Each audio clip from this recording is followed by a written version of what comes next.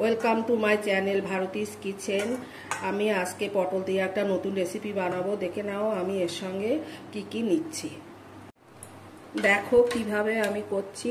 এর না এরকম ওপর দিকে একটু ছেড়ে দিয়ে মাঝখানটা এরকম করে অল্প একটু চিড়ে নেবে। এবারে এর ভিতর থেকে আমি এইগুলো এরকম বের করে ফেলবো, এই দানাগুলো।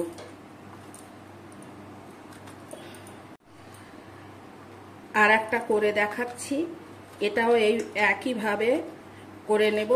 আর এখানে আমি এই দানাগুলো ফেলবো না, এগুলো আমার লাগবে।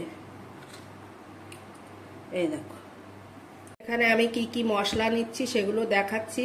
আমি 2 চামচ মতো দই নিয়েছি, কাজু বাদাম নিয়েছি, কিশমিশ নিয়েছি, অল্প একটু চিনি নিয়েছি, জিরে নিয়েছি, একটু ধনে, একটা শুকনো লঙ্কা, কয়েকটা কাঁচা লঙ্কা আর এক টুকরো আদা।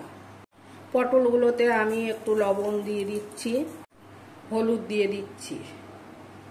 এবার আমি ভালো করে মেখে নিচ্ছি এগুলো। এর মধ্যে আমি পুর ভরে তারপরে ভেজে ফেলবো।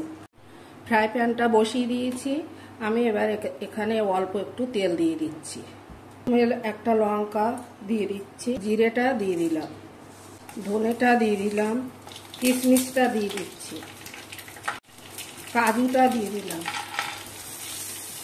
পটলের দানাগুলো এর মধ্যে দিয়ে দিলাম।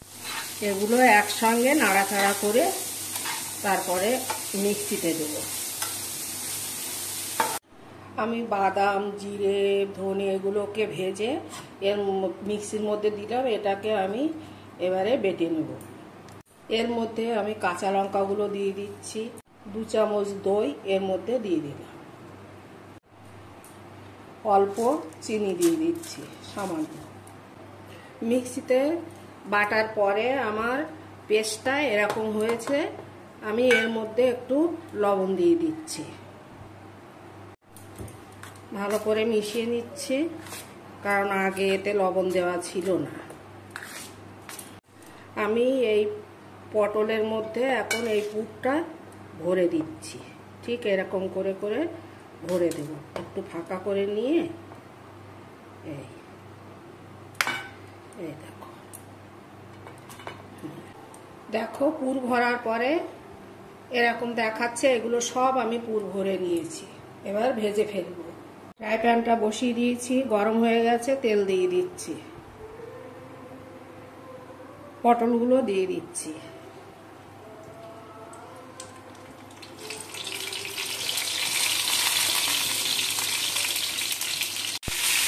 এবারে একটু করে উল্টে দেব। দেখো এরকম করে করে উল্টে দেব। আঁচটা কমিয়ে দিয়ে আমি ঢাকা দিচ্ছি। পটলগুলো আমার হয়ে গেছে, এরকম লাল লাল করে আমি ভেজে নেব। ভাজা হয়ে গেছে প্রায় রেডি আমার পুর ভরা পটল। এটাকে পটল দোরমাও বলে।